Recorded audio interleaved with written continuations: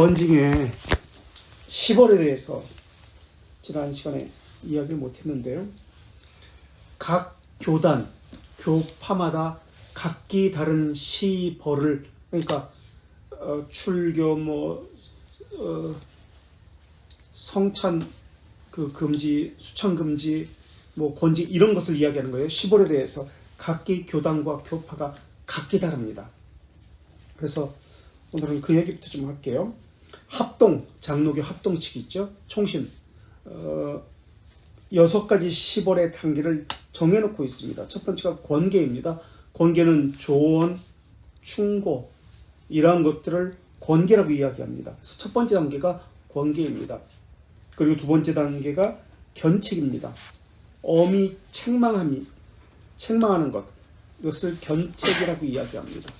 그래서 두 번째 단계가 견책이고요. 세 번째가 정직입니다. 직분, 직무에 대한 정직, 그 다음에 면직입니다. 네 번째가 면직. 그러니까 직분을 받은 자의 직분을 찬탈하는 겁니다. 우리 예를 들어서 저희가 장로였으면 장로 직분이 없어지는 거예요. 그래서 경지 형제가 장로가 안 돼. 장로였다가 이제 떨어지는 거야. 그러니까 잘하라고요. 네, 그래. 그리고 수찬정지입니다. 그러니까 수찬정지가 직분을 박탈당하는 것보다 더 나중에 있는 게 수찬정지예요. 그만큼 이것은 수찬정지는 엄한 시벌을 말합니다. 이 수찬정지가 말하고 있는 것은 예수 그리스도와 단절을 이야기합니다. 교제의 단절을 상징합니다. 관계의 단절. 예수 그리스도의 몸과 피를 먹고 마시는 것에서 연합이잖아요. 이것은 배제가 되니까 관계의 단절을 이야기합니다. 그래서 성찬에 참여하지 못하는 것은 그냥 쉽게 생각할 일이 아니에요. 그 다음에 수찬정지 다음에 마지막으로 출교입니다. 그래서 이렇게 6가지 단계를 가지고 있고요. 통합칙은 9가지 단계로 더 시벌의 종류가 구체적으로 더 나뉘어져 있습니다. 그래서 견책을 하고요. 엄책망함을 이야기했죠. 견책은 첫 번째입니다. 그리고 근신을 합니다. 근신은 2개월에서 6개월까지 그 죄과에 따라 가지고 반성문을 쓰는 거예요. 반성문을 쓰고 또 행동을 삼가는 것을 이야기합니다. 그래서 이게 근신이고요. 그 다음 수찬정지. 통합칙에서는 수찬정지가 좀 앞에 있죠. 그래서 수찬정지는 6개월에서 1년 동안 합니다. 6개월에서 1년 이내 수찬정지를 합니다. 그러니까 1년 동안 반성이 없으면 1년 동안 수찬을 정지가 했는데도 반성이 없으면 시무정지가 답니다. 시무정지는 3개월에서 1년 내를 시무 7위권 정지를 하는 거죠. 시무 직분에 대해서 직임과 정지됩니다. 그 다음에 시무 해임합니다. 3개월에서 1년 이내입니다. 이거 역시 시무 해임. 장로가 잘리는 거야. 그럼 목사도 포함됩니다. 이것은 설교권을 포함하고 있습니다. 시무 해임. 그 다음에 정직이 됩니다.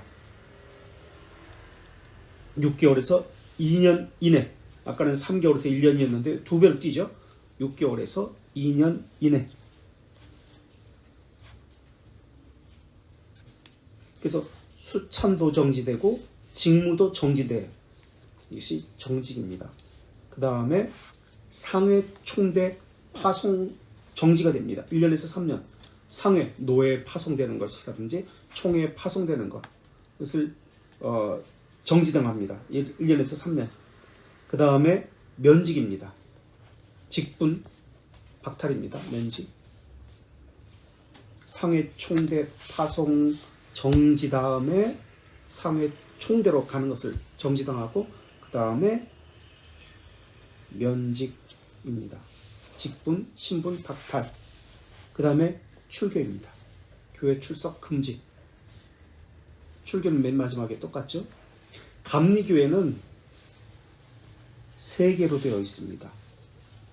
5가지로 되어 있습니다. 감리교회는 5가지로 되어 있는데 견책, 근신, 정직, 면직, 출교.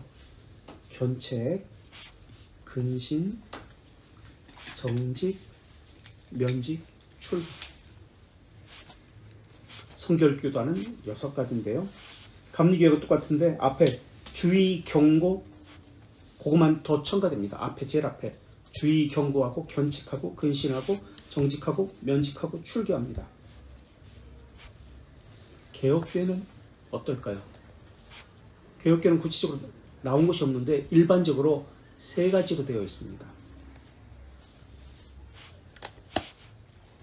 뭘까요 혹시? 원리만 가지고 이야기합니다. 사실 개혁교회는. 그렇기 때문에 구체적으로 15를 첫 번째는 이렇게 하고 두 번째는 이렇게 하고 이런 개념이 없어요. 원리만 가지고 이야기하기 때문에. 그러나 개혁교회도 3가지 정도를 일반적으로 하는데 맨 마지막은 물론 출교겠죠. 그 다음은 수찬정직이고 처음에는 권면이지 뭐. 권면이지 뭐. 개혁교회에서 권징이라는 개념은 성경에서 우리 개혁교회는 항상 성경에서 결혼식도 마찬가지인데 성경에서 가져온 거예요. 무조건 권징도 마찬가지고 신방도 마찬가지 모든 것을 다 성경에서 가져온 것을 가지고 합니다. 그래서 권징이라는 단어를 디스플린이라고 합니다. 디스플린. 제자라는 단어가 디사이플이거든요. 여기서 가져온 단어예요. 디스플린. 라틴어 단어입니다. 디스플린. 그러니까 예수 그리스도를 따라다니면서 제자들이 12 사도들이 가르침을 받았잖아요. 이것을 디사이플, 제자들이라고 이야기합니다. 그것을 디스플린이라고 이야기하는 거예요.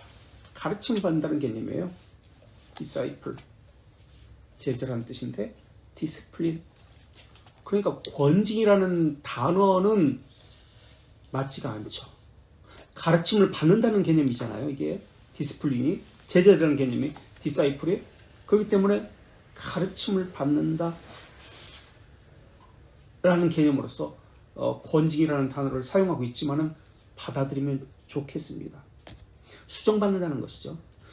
제자는 스승에게 그들의 잘못된 지식, 잘못된 행동에 대해서 수정을 받잖아요. 계속해서 스승에 의해서 모르는 것을 배우기도 하고, 그런 개념이 권징이라는 개념이에요. 디사이플, 제자라는 개념이에요. 그래서 바른 길로 가도록 교육을 받는 사람이라는 뜻입니다. 그런 개념으로 권징을 이해하면 좋겠습니다. 그래서 예수님에게 제자들은 온종일 같이 있으면서 가르침을 받았어요. 이게 권징이라는 개념이에요. 그래서 가르침을 받은 사람을 제자라고 하고 권징받는 사람을 또한 제자라고 이야기합니다. 디사이플. 그래서 권징이라는 개념이 가르침을 받는다라는 개념이다. 예수님이 마태복음 28장 19절에서 20절 맨 마지막 절이죠. 제자들에게 뭐라고 하냐면 뭐라고 그랬죠? 내가 너희에게 분부한 모든 것을 가르쳐 지키게 하라 라고 했습니다. 이게 권징이라는 개념이에요. 모든 것을 가르치고 지키는 것. 그런 의미에서 우리는 모두가 제자이고요. 죽을 때까지 배워야 하는 학생입니다. 다시 말하면 권징은 우리가 죽을 때까지 계속 배워야 하고 끊임없이 있어야 하는 것입니다. 그게 교회를 유지하는 기초이기 때문에 그렇습니다. 제자들을 가르치게 하기 위해서 성령이 부어진 겁니다. 그래서 우리는 다 믿음의 일체와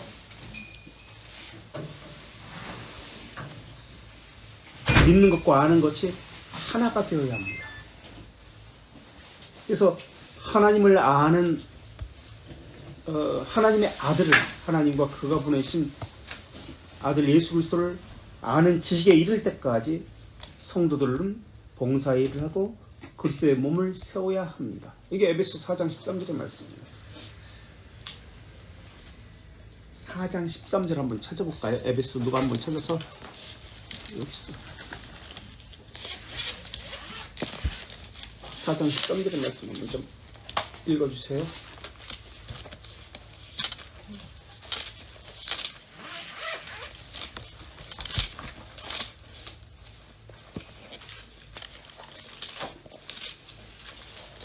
(4장 13절에 대해서) 우리가 다 하나님의 아들을 믿는 것과 아는 일에 하나가 되어 온전한 사람을 이루어 그리스도의 장성한 분량이 충만한 데까지 이르리니. 예. 서로가 돌보고 권중하고 교훈하고 격려하는 일을 서로가 해야 합니다.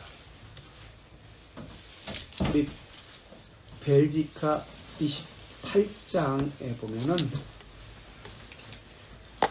각각의 신자가 모두 교회 연합에 책임이 있다고 했습니다. 안 찾아볼게요. 벨지카 28장에 보면 교회 연합에 각각이 모두가 책임이 있다라고 했습니다. 그리고 각각의 성도들에게 하나님께서 주신 은사가 있습니다. 각각의 은사로 교회를 세워 나가야 합니다. 다른 말로 각각 모두가 다른 지체들을 함께 세워 나가야 한다는 말입니다. 그게 연합이라는 개념이에요. 하나됨이라는 개념이에요. 그래서 우리가 믿는 것은 우리가 하나됨과 연합을 목적으로 하고 있다라고 합니다. 골로새서 3장 16절 말씀을 한번 또 볼까요? 골로새서 3장 16절.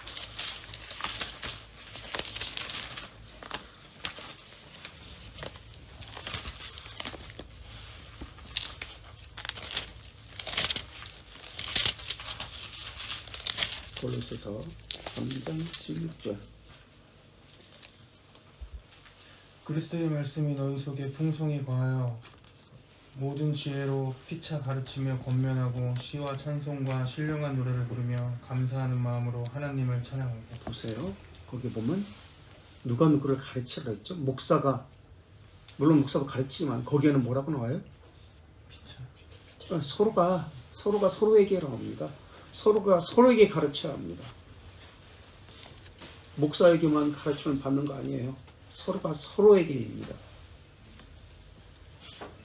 그게 벨지카에서 아까 제가 말씀드렸던 그런 개념입니다.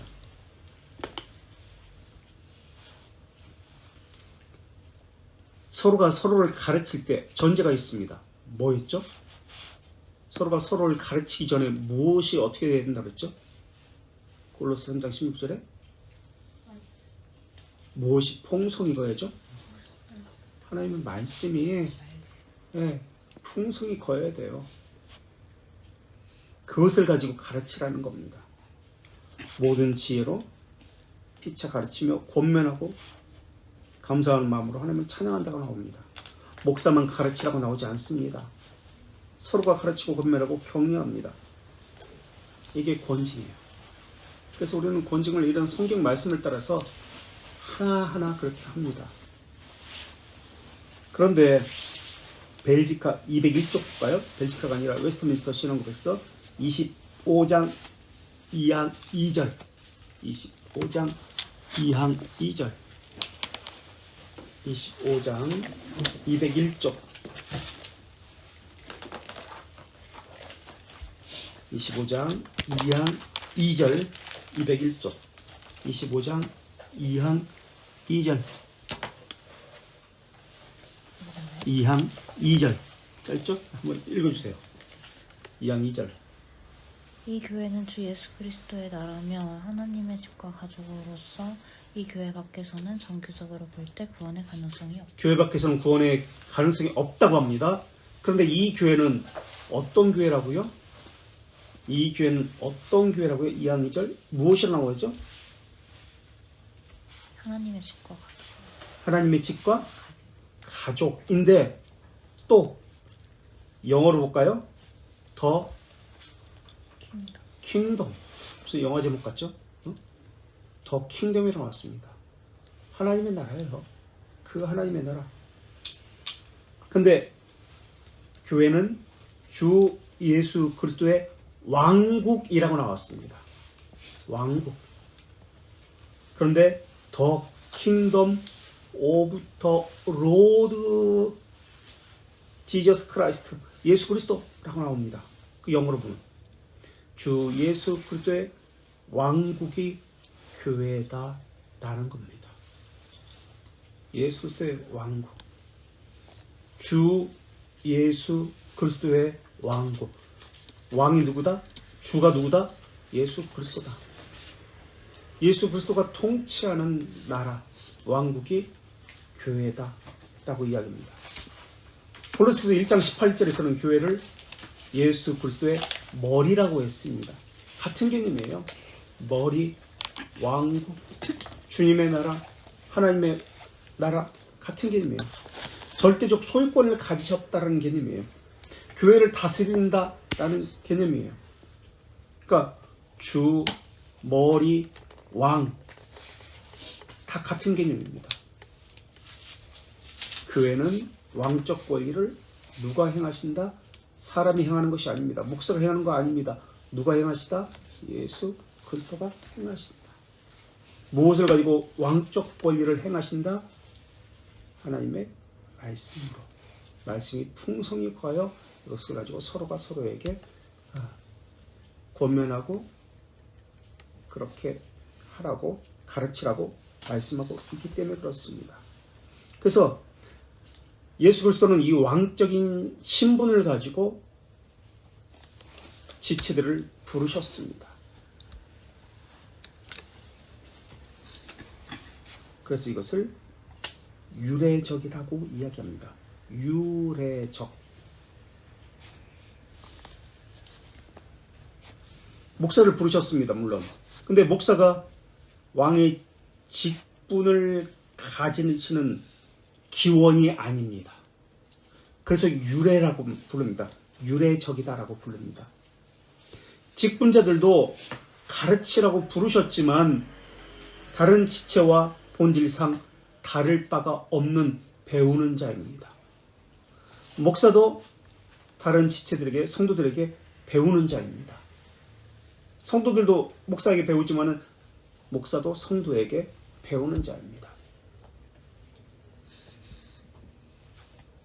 그래서 왕이신 예수 그리스도의 뜻을 따라서 각기 맡은 자리에서 직분을 가지고 봉사할 뿐입니다. 하나님의 말씀을 가지고 예수 그리스도의 뜻에 순종함으로 봉사합니다. 그래서 교회에서 주님의 왕권이 무시당한다면 그것은 하나님의 주권과 예수 그리스도의 왕되심에 도전하는 것입니다. 다시 말할까요? 주님의 왕권에 도전한다는 말의 의미는 무엇이죠? 그럼 다시 하나님 말씀에 불순종하면 하나님을 대적하는 자입니다. 하나님의 왕권에 도전하는 자입니다. 라는 뜻입니다.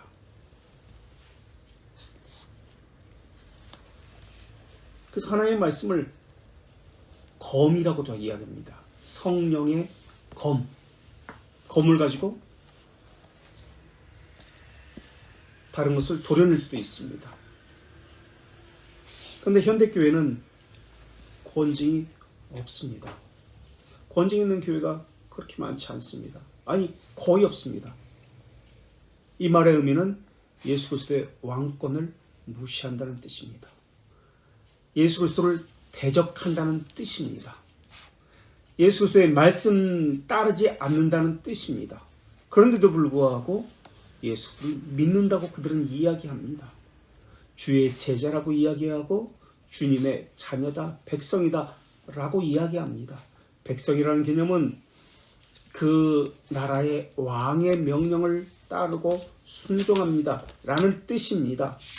그런데 그들은 그 나라의 왕을 무시합니다. 그 명령을 듣지 않습니다. 불순종합니다. 그 말의 의미는 거짓된 자라는 뜻이에요. 반역자예요. 그리고 하나님의 말씀이 그들 가운데 없다는 뜻입니다. 교리의 순결함에 관심이 없다는 뜻입니다. 그리스도의 통치에 관심이 없다는 뜻입니다.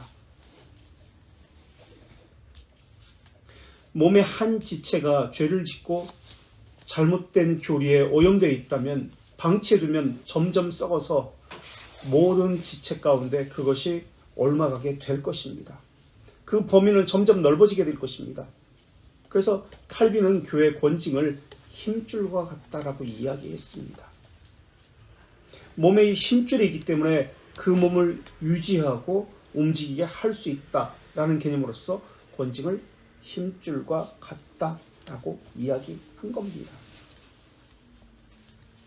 권징의 시작은 어디로부터 시작하는 것이죠? 당회로부터 시작하나요? 목사로부터 시작되나요? 치례부터 시작되는 거 아닙니다. 목사로부터 시작되는 것이 아닙니다. 그럼 어디서부터 시작되는 것이죠? 권징의 시작은 각기 지체를 통해서, 우리를 통해서 시작되는 거예요. 서로 가르치라고 성경에서 분명히 말씀하고 있습니다. 그래서 권징은 목사가, 당회가 물론 최종적으로 그렇게 결정을 내리지만은 목사가 결정 내리는 거 아니에요. 당회가 결정 내리는 거 아니에요. 우리가 함께 하는 거예요.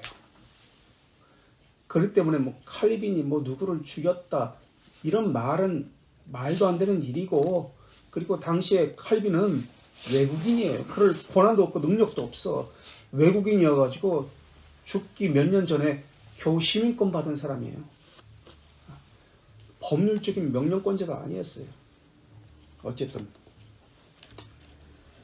그래서 서로가 권고하고 서로가 권면함으로써 이 권징이 시작된다는 것을 기억하셔야 합니다. 그래서 몸의 지체들은 서로에 대한 의무를 가지십니다. 그런데 한국교회는 권징도 없거니와 권징의 모든 권한을 목사에게, 그래서 목사가 그것을 하지 않는다라고 또는 잘못했다라고 책임을 묻습니다. 이게 한국교회의 권징에 대한 개념이에요. 자신들이 잘못했다, 자신들이 처음부터 그렇게 하지 않았다는 것을 이야기하지 않습니다. 목사가 잘못했다 또는 목사가 권징을 하지 않았다라고 이야기합니다. 그러니까 권징에 대한 개념 자체가 지금 잘못되어 있다는 뜻이죠. 권징의 과정도 예수님께서 친히 가르치시고 성경에 분명히 명하여 기록되어 있습니다. 그래서 그대로 그 가르침대로 성경 말씀대로 권징을 하고 있는 것이 우리 권징의 모습입니다. 이 권징이 교회에서 실행되고 있습니까? 권징이 실행되고 있다면 성경대로 그 가르침대로 그 원리대로 실행되고 있습니까? 어떠세요? 첫째 질문은 권징이 실행되고 있습니까? 했습니다. 두 번째 질문은 실행되고 있다면 그 권징이 성경대로 권징이 실행되고 있습니까? 라는 질문이었습니다. 어떻습니까? 우선 권징이라는 개념조차 우리는 모르고 있었습니다. 그렇죠? 잘못된 왜곡된 권징에 대한 개념을 가지고 있었습니다. 그리고 권징은 한다 할지라도 목사가 또는 당에서 하는 것이라고 생각했습니다. 우리가 서로가 권징이 여기서부터 시작된다는 개념을 가지고 있지 않았습니다. 그러니까 권징에 대해서 우리는 지금까지 잘못 배워왔고, 배우면 본 적도 없지, 알려준 사람도 없고 그냥 하지도 않지만, 그러다 보니까 교회에서 방종과 방임이 교회마다 가득 차 있었던 거예요. 권징을 하는 교회조차 마찬가지입니다. 이물이 합니다. 이물을.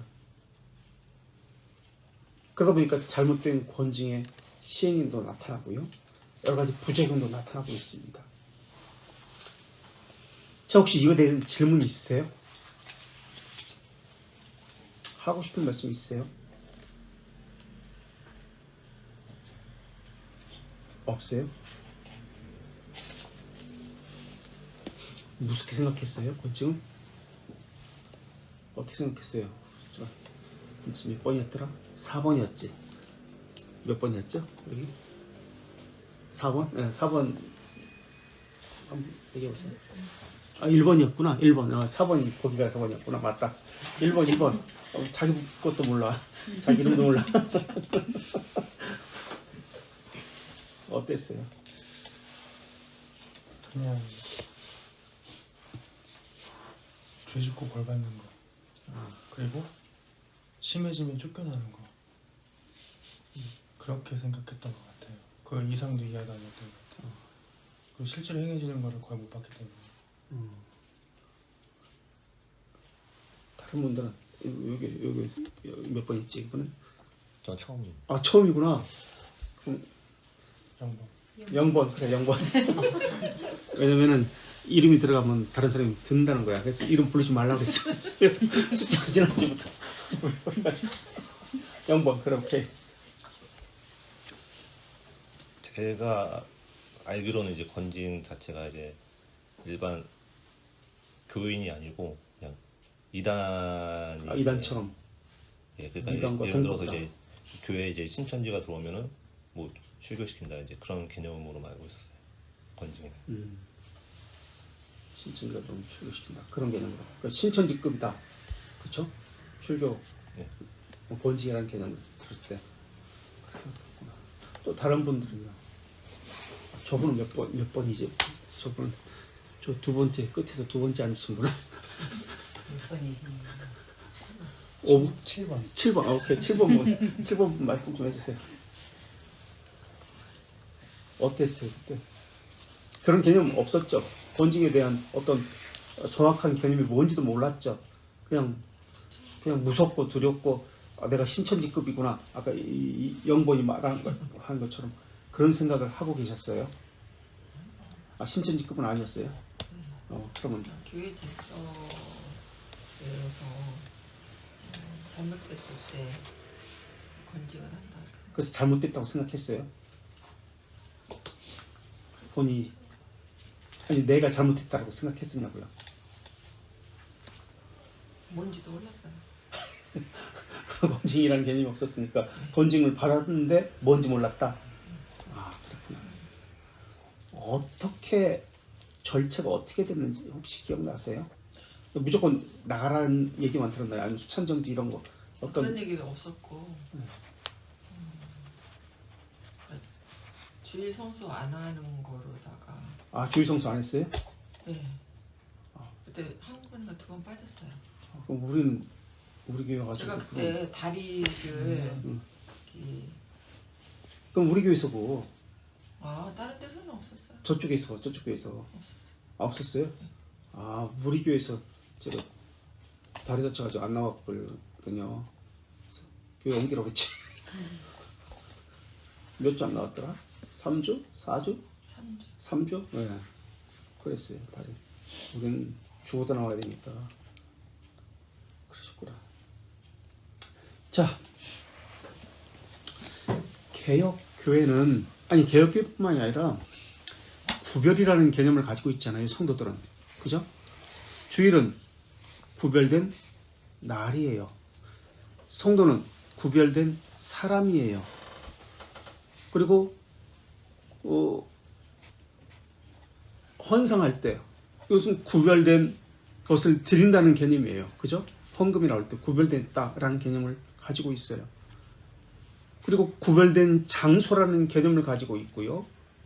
우리는 구별, 이것을 거룩이라는 개념으로 그렇게 받아들이고 있습니다. 구별되었다, 정결하다. 그렇다면 물론 가시적이고 물질적인 표면적인 것을 가지고 구별을 이야기할 수도 있지만 그렇지 않을 수도 있어요. 그러나 우리는 지금까지는 구별을 이야기할 때 가시적인 것과 내적인 것을 동시에 이야기했습니다. 하나님께서 명령하셨기 때문에 거룩하게 지켜라. 그런데 우리는 그렇게 우리가 배웠습니다만은 그런데 우리의 실제는 가시적인 것만 가지고 이야기했어요. 그죠? 가시적인 것만. 그냥 우리가 쉽게 교회 다니니까 구원 받았어. 개혁교회 다니니까 참된 교회야. 이름만 가지고 이야기했단 말입니다. 가시적인 것을 가지고 내적인 것을 이야기했지 않고. 옷에 대해서는 어떻게 생각합니까? 주일날 입는 복장에 대해서 이야기합니다. 개혁교회 전통은 주일날 따로 입는 옷과 신발이 있습니다. 구별이라는 개념이기 때문에. 개혁교회는 그렇습니다. 성찬 때는 더더욱 그렇습니다. 더더욱 신경 써요. 주일에는 개혁교회는 공식적으로 아무것도 하지 않습니다. 회의도 없습니다. 우리가 권징 절차를 이야기하면서 당회로 모이고 뭐를 하고 신방 갔다 와서 보고하고 이러한 것들을 주일에 하지 않는다라고 우리가 배웠습니다. 그래서 주중에 당회 오는 장로는 2번도 또는 3번도 주중에 주중 저녁에 모여야 합니다라고 했습니다. 신방도 주중 저녁에 다니고 토요일날 다니고 이렇다라고 우리가 했습니다. 그래서 장로는 집이 가까워, 장로뿐만이 아니에요. 개혁교회 교인들은 모두 그렇습니다. 집이 가까워야 합니다. 자, 어떤 공식 행사도 활동도 하지 않습니다. 결혼식도 마찬가지입니다. 결혼은 그때 얘기하고, 당회도 주일날 하지 않습니다. 재직회도 주일날 하지 않습니다. 주일 예배에 전념하기 위해서입니다. 보통 재직회 같은 것은 주일날 하잖아요. 당회도 물론 주일날 하지만 재직이 되었다는 것은 그러면 주일날 하지 않으면 언제 합니까? 평일 한다는 뜻이에요. 그럼 재직의 의무는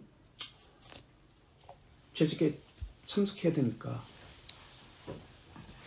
멀리서도 참석할 수 있겠지만 어쨌든 교회 근처로 이사 와야 된다라는 것을 어느 정도 밑에 전제로 하고 있습니다. 자, 주일은 예배와 성도의 교제만 있습니다. 예배 후에는 가족끼리 서로 방문하고 교제를 나눕니다. 물론 교회에 오지 못한 자, 부득이한 이유로 어떤 특별한 환자 방문, 특별한 환자, 생명과 관련된 이런 환자의 방문은 주일날 할 수 있습니다. 그러나 주일은 온전히 예배드림에 거룩히 구별된 날로서 지키는 데 초점이 맞춰져 있는 것이 개혁교회 주일 개념입니다. 웨스트민스터 신앙고백서 21장 8항 194쪽을 한번 볼까요? 밑에서 제일 아래 밑줄 치는 것부터 볼까요? 21장 8항 194쪽 밑에서 제일 아래 밑줄 친 것부터 보겠습니다. 아니 주일은 온전히 그건 밑줄 쳤잖아. 네. 한번 좀 온종일 거룩한 쉼을 유지할 뿐만 아니라 모든 시간을 들여 공개적이고 개인적인 예배를 드리는데 힘써야 합니다 라고 나옵니다. 그죠? 그리고 필요한 것과 자비를 위한 의무를 실행하는데 힘써야 합니다 라고 나옵니다. 주일은 무엇에 힘써야 된다고요? 공적 사적 예배 힘써야 합니다. 이것이 첫째입니다. 이게 여기에 초점을 맞춰야 돼요. 그리고 부득이하게 자비 사역이 필요하다면 그것도 부득이하게 할 수 있습니다 라고 나옵니다. 왜냐면 어려운 사람이니까, 어려운 형편에 있는 사람이니까, 그것은 그때 안 하면 못하니까, 평일날 못하니까 그때 부득이하게 해야만 하기 때문에 하는 겁니다. 그래서 주일이라는 개념은 온전히 예배에만 초점을 맞춥니다. 그래서 이것에 따라서 주일에는 회의도, 당회도, 재직회도, 행사도 하지 않습니다. 그런데 보통 교회에서는 행사를, 회의를 주일에 다 합니다. 그리고 여전도 회원들은, 권사님들은 넘어가지고 당회할 때 밥을 해줍니다. 도대체 이게 무슨 일인지 모르겠습니다. 주일이라는 개념에 대해서 우리 신앙고백서에서 분명히 그렇게 가르치고 있는데 따르지 않습니다. 그러니까 하나님의 말씀을 무시한다는 뜻이에요. 그리고 이 신앙고백서에 보면 육체적 쉼이 아니라 무슨 쉼이라고 그랬죠? 영의 쉼, 영적인 쉼이라고 분명히 기록하고 있습니다. 거룩한 쉼이라고 분명히 기록하고 있습니다. 그렇다면 거룩한 쉼이 무엇인가? 육체적인 쉼을 이야기하지 않습니다. 거룩한 쉼이 무엇인지 대규리문답 117문 261쪽에 뭐라고 나오는지 한번 보십시오. 거룩한 쉼이 117문 대규리문답 261쪽에 어떻게 구별되었습니까? 어떻게 거룩하게 구별합니까? 라고 나옵니다. 주님의 날은, 주일은 어떻게 거룩하게 구별합니까?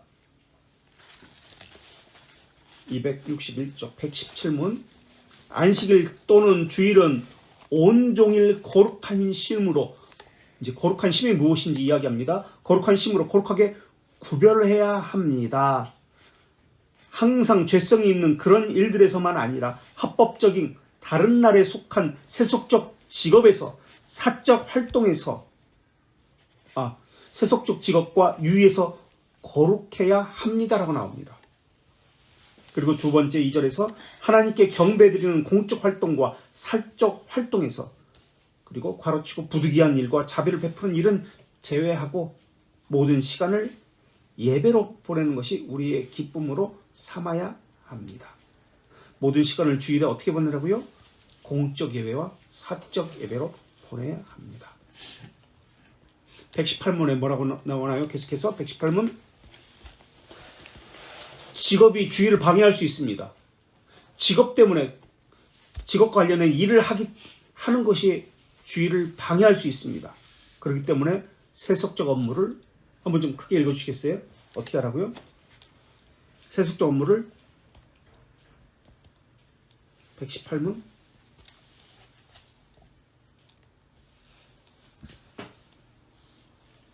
2절에서 그들의 직업에서 항상 그들을 쉽게 방해할 수 있기 때문입니다. 1절에서 그 이유는 그들이 그것을 지켜야만 할 뿐 아니라 그들의 책임 아래 있는 모든 자가 지키는 것을 지켜봐야 하기 때문에 그렇습니다. 라고 이야기하면서 세속적 업무를 적절히 처리하고 부지런히 절제하라면서 가르치고 있습니다. 적절히 절제하라.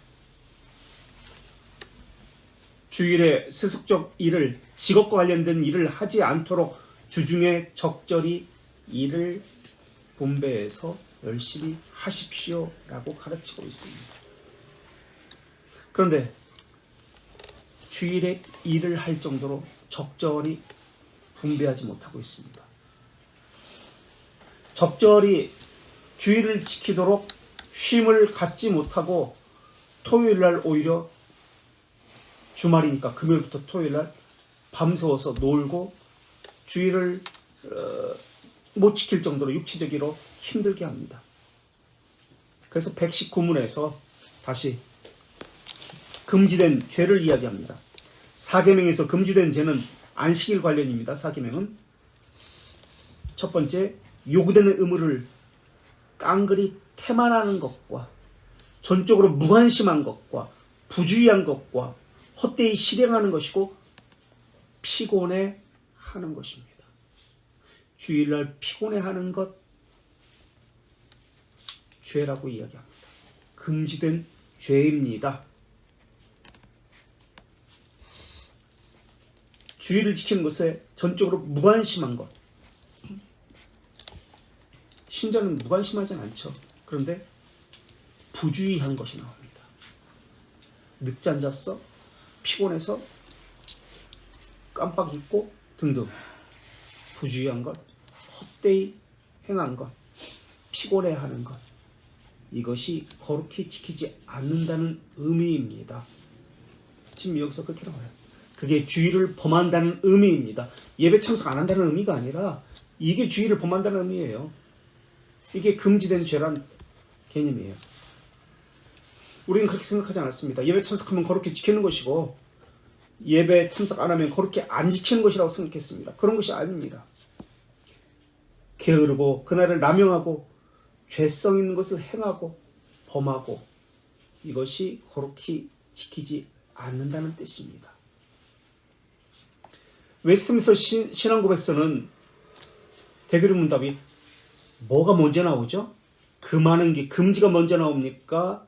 아니면 하라는 명령이 먼저 나옵니까? 보세요. 금지가 먼저 나옵니까? 부정이 먼저 나옵니까? 긍정이 먼저 나옵니까? 대결의 문답에서 여기서 지금 사계명에서 하라가 먼저 나와요? 하지 말라가 먼저 나와요? 뭐가 먼저 나와요? 뭐가 먼저 나와? 네? 하지 말라. 하지 말라가 부정이 먼저 나와요. 그 다음에 하라가 나옵니다. 강조점이 무엇을 하지 말라 금지가 강합니다. 웨스트민스터에서는. 그런데 칼빈의 영향을 받은 벨지카나 하이델베르크에서는 어떻게 나오는지 한번 찾아볼게요. 강조점이 달라요. 하이델베르크 103문 137쪽 보십시오. 하이델베르크와 벨지카는 강조점이 다릅니다. 웨스트민스터는 하지 말라 금지를 더 강하게 먼저 이야기하면서 강조점을 두었습니다. 하지 말라. 그런데 부정보다는 긍정이 벨지카와 하이델베르크는 많습니다. 하이델베르크는 무엇을 요구하는지 103문 하나님은 137쪽 사계명에서 무엇을 요구하십니까? 요구가 먼저 나옵니다. 긍정이 부정은 나오지 않아요. 요구가 나옵니다. 첫째, 복음사역과 교육이 유지되어야 합니다. 그래서 우리는 복음사역과 교육을 위해서 이렇게 지금 하고 있습니다. 하이델베르크에 의해서 기독교 강요를 전제로 하이델베르크를 만들어졌고요. 그래서 개혁교회에서는 이렇게 교리 공부와 예배 후에 이러한 일들이 있게 됩니다. 교육과 관련해서. 왜 예배를 하지 않습니까? 우리는 신앙고백에서 들어갑니다. 예배도 저녁 때도 해야 되는 것 아닙니까? 라고 이야기하는 때 우리는 이것을 가지고 대답합니다. 특별히 안식일에 쉬는 날에 그분의 말씀을 듣고 성례를 사용하고 공개적으로 주님의 도움을 청하고 가난한 자의 구제에 기여하기 위해서 하나님의 교회에 부지런히 참여해야 합니다. 이렇게 103문에 기록하고 있습니다. 거룩한 쉼이 어떤 개념인지 여기서 밝히고 있어요. 부지런히 하나님의 교회에 참여하는 것, 예배에 참여하는 것, 교육에 참여하는 것, 이게 거룩한 쉼입니다. 라고 가르치고 있습니다. 둘째, 내 생의 모든 날에 나는 악한 일을 멈추고 주님께 자신을 맡겨 내 안에 그분의 성령께서 일하게 하여 이 세상에서 영원한 안식을 시작하는 것입니다. 이 세상에서 안식을 시작한다. 영적 쉼이 어떤 개념이라고요? 하나님을 더 많이 알아가는 것, 하나님의 예배하는 것, 하나님께서 교육을 받는 것, 이것을 영적 쉼이다, 거룩한 쉼이다 라고 이야기하고 있습니다. 복음 사역과 교육이 영적 쉼입니다. 이렇게 이야기하고 있습니다. 그래서 영원한 안식이 이 땅에서 시작합니다. 라고 이야기합니다. 영원한 안식이라는 말은 아무것도 하지 않는다는 뜻이 아닙니다. 영원한 안식, 하늘에서의 안식은 어떤 개념이냐면 하나님과 교제한다는 개념입니다. 아무것도 하지 않는다는 뜻이 아니라 하나님과 영원한 교제를 한다는 뜻입니다.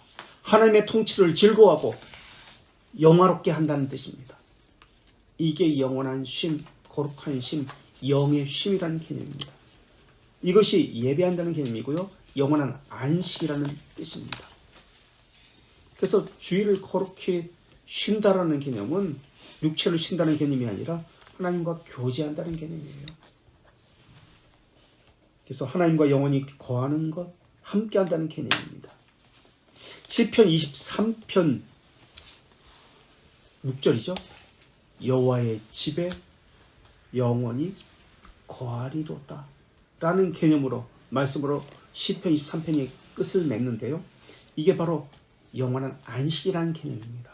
하나님의 집에 영원히 거하리로다. 신자들이 궁극적으로 추구하는 신앙의 목적입니다. 하나님과 함께 영원히 교제하는 것, 복된 삶을 이 땅에서 하는 것입니다. 그래서 개혁교회의 주일이라는 개념은 육체적인 피곤의 날, 분주한 날이 아닙니다. 육체적으로 많이 활동하는 날이 아닙니다. 그래서 개혁교회는 다른 교회처럼 행사가 주일에 없습니다. 분주함이 없습니다. 그런데 더 피곤해합니다. 왜 그럴까요? 우리가 피곤해하는 교리 공부만 있는데 더 피곤해, 더 힘들어해. 왜 그럴까? 왜 그럴까? 교리 공부 안 하고 몸으로 때우는 이런 일을 하면 피곤하다고 안 할 겁니다, 아마. 그런데 앉아서 듣고 공부하니까 더 힘들다고 해. 그런데 주일에 누가 더 힘들죠? 앉아있고 듣는 사람이 안 그래도 더 힘들지. 더 힘들 수도 있지. 목사가 혼자 다 하는 거 아니에요? 그죠? 근데 더 피곤하다고 이야기해. 어쨌든 설교가 교리 공부도 목사가 혼자 다 하는데 한 주간 정성 들여서 준비한 것을 내놓는 게 목사인데 이상하게 더 피곤해하는 것은 성도들이야. 어쨌든 그렇다면 성도들은 어떻게 주일에 거룩함으로 예배에 참여할 것인가? 어떻게 더 거룩하게 자기를 구별해서 하나님께 드릴 것인가? 이것에 대해서 관심을 가져야 되지 않을까요? 처음에 개혁교회에 온 사람은 어떤 느낌을 받을까요? 구별되었다는 느낌, 거룩함이라는 느낌, 경외감이라는 그 느낌을 그 개혁교회에 참여하는 사람들이 받을까요? 무엇을 가지고 거룩함, 경외감이라는 것을 그들은 생각하게 될까요? 무엇을 가지고 그들은 생각해 보셨어요? 처음 개혁교회에 접하는 사람들, 무엇을 가지고 거룩함을 그들이 느낄까요? 우리와 다르다는 것을 그들은 느낄까요?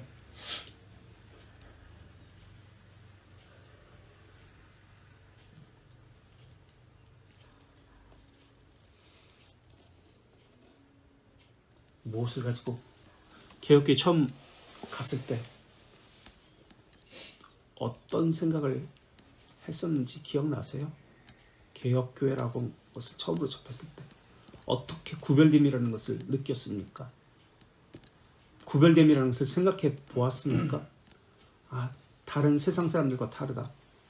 다른 교회와 다르다. 구별됨이라는 것, 거룩이라는 개념을 생각해 본 적이 있어요? 무엇을 가지고 그것을 느껴봤습니까? 아니면 다른 교회와 특별한 게 구별된 거 없어? 똑같아?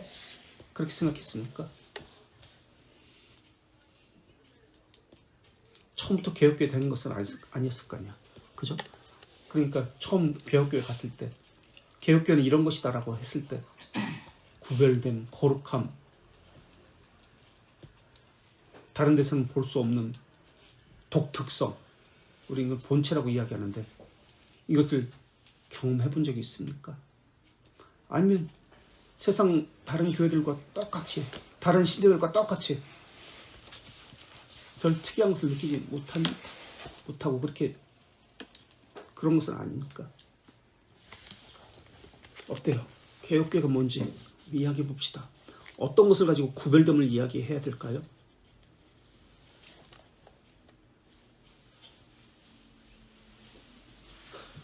네? 너무 질문이 너무 황당하고 어려운가? 뜬구름 잡나? 새로운 사람이라고 얘기했습니다. 그 사람들은 물론 내면의 것을 볼 수 없습니다. 가시적인 것을 가지고 보겠죠. 그죠? 겉으로 드러난 모습을 가지고 보겠죠.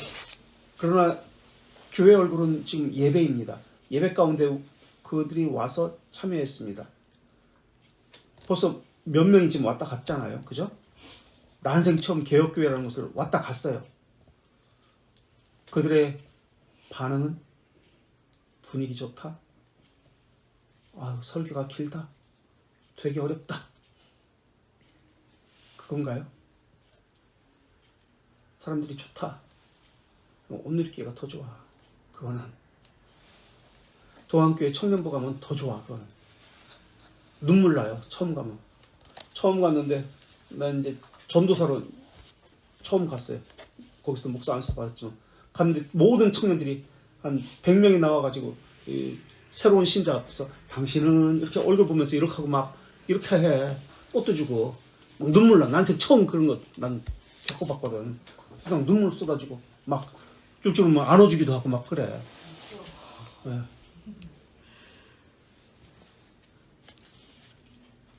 우리는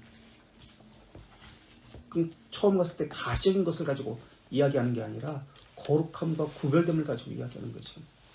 우리는 개혁교회라고 하는 우리는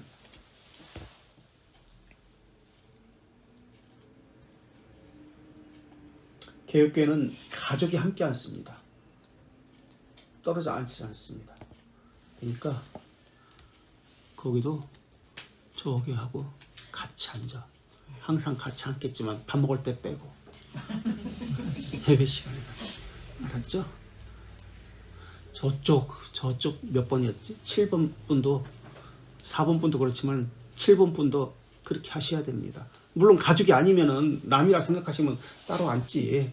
그건 상관없어요. 근데 가족이라 생각하시면 함께 앉으세요. 7번 분도 여기 4번 분도 그렇고 그리고 4번 분이 아니라 여기 1번 분 4번 분은 어떻게 해야 되나? 애매하네. 예정론이네. 그럼 어떻게 할지 저 알아서 4번 분이 알아서 하세요. 버릇이 되려고 이제. 아, 버릇이 되려고? 네. 그럼 그건 무슨 뜻이야? 미리 연습. 아, 미리 하겠다고? 미리 아, 연습. 그래? 미리 연습. 어이구. 다른 사람들 질투나.